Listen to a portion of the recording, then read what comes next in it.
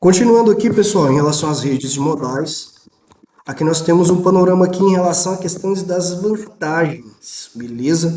Então, os transportes interiores de carga são realizados, na maior parte, por meio de rodovias, ferrovias e vias fluviais. Os transportes no interior dos países.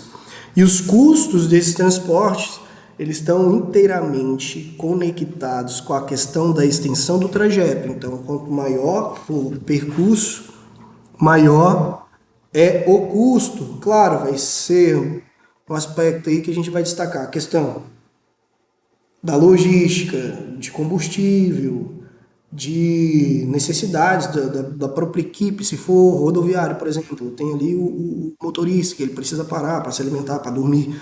Então, são vários os custos. Então, tudo envolve, está tudo dentro da logística. No transporte de interior rodoviário, tem custo mais elevado, mas ele é muito mais flexível nos percursos do que se comparado com o ferroviário. E nas áreas urbanas, o rodoviário ele tem mais agilidade. Os trens levam vantagem do transporte a granel e longa distância, ou seja, transporte ali de carga bem elevada e principalmente em longas distâncias, de 500/600 quilômetros para mais, tá? Agora a gente vai falar de um aspecto muito importante, que é a questão da intermodalidade e multimodalidade. Rede unimodal é aquele tipo de determinadas cargas que, para ser transportadas, vai utilizar só um tipo de modal de transporte. Tá? Modalidade, um meio de transporte. Multimodalidade, utilização integrada de modais. Intermodalidade, utilização integrada da cadeia de transporte. E operadores logísticos, fornecedor de serviços integrados. Então vamos aqui. A unimodalidade, como a gente já falou, é um determinado transporte que depende exclusivamente de um modal. A intermodalidade, ela vai levar em consideração o uso de mais de um modal, assim como a multimodalidade. Entretanto, na intermodalidade, a gente tem documentos de transporte independente, ou seja, eu estou optando pelo transporte de navegação oceânica. Eu tenho um documento para ele. Quando essa carga ela chega no porto ali, nos portos, que ela vai ser descarregada, os contêineres eles vão descer e vai para o caminhão, por exemplo. Quando chega no caminhão, nós temos um outro tipo de documento. São documentos independentes. Um para o navio, um para o caminhão. E a responsabilidade da carga é do embarcador. Então eu tenho dois embarcadores, o cara que embarca no navio, o cara que embarca no caminhão. Então são responsabilidades que é dividida. Na multimodalidade já é outra logística. Tem a utilização de mais de um tipo de modal. Entretanto, na logística existe apenas um documento de transporte e a responsabilidade da carga é do operador de transporte multimodal, tá bom?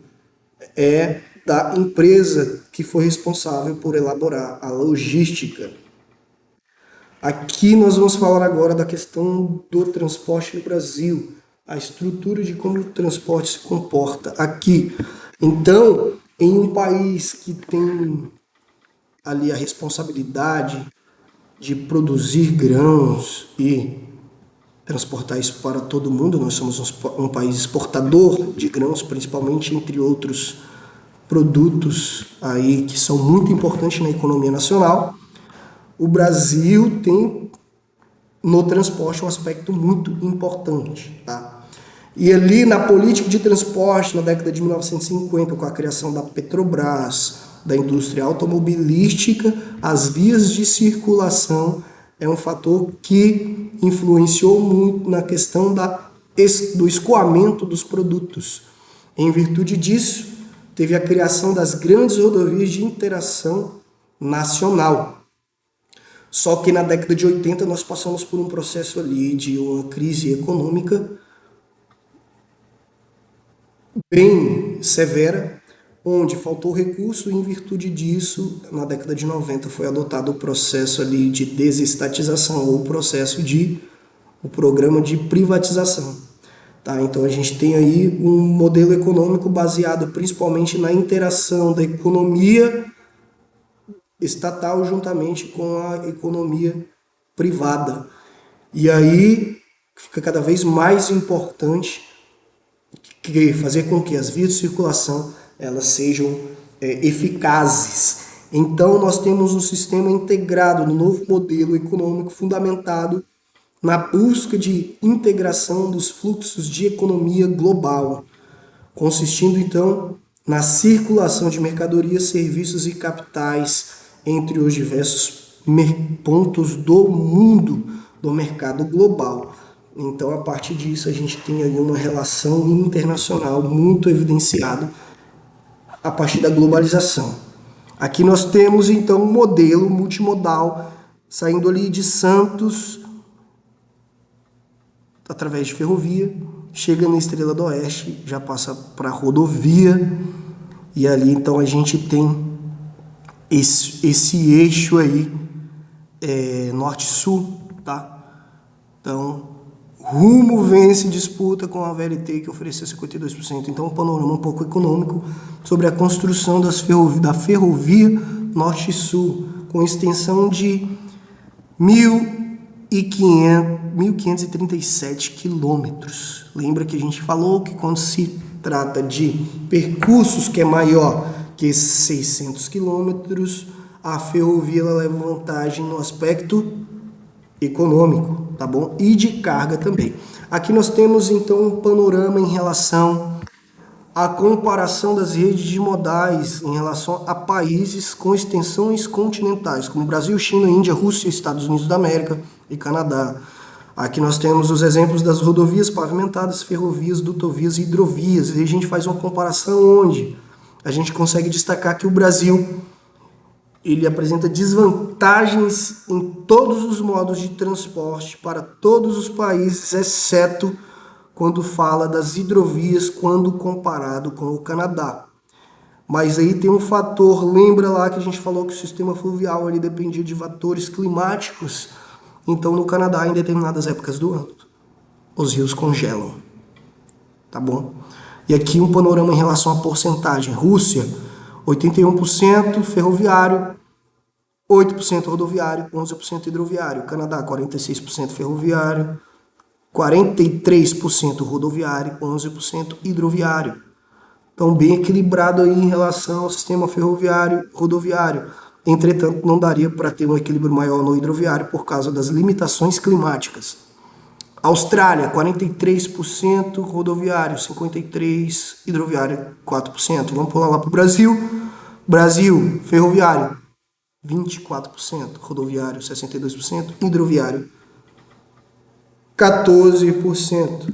E aqui nós temos as vantagens e desvantagens de cada modal de transporte. Então, o modal aéreo, as principais vantagens giram em torno da rapidez, é bom para produtos de alto valor e pequeno volume. As desvantagens vai se referir principalmente à questão da dependência do transbordo, limite de volume e classificação, o custo bastante elevado. No aquaviário, a gente destaca os mínimos, as vantagens. Mínimo limite de peso e volume, ou seja, tem que ter o mínimo volume de peso. Custo competitivo para distâncias maiores que 600 km. A desvantagem gira em torno da questão da mobilidade e da velocidade. É um transporte considerado bem lento. Dutoviário, para líquido ou gases em grandes volumes. A questão das vantagens em relação a líquido e gás de grandes volumes e a questão do custo.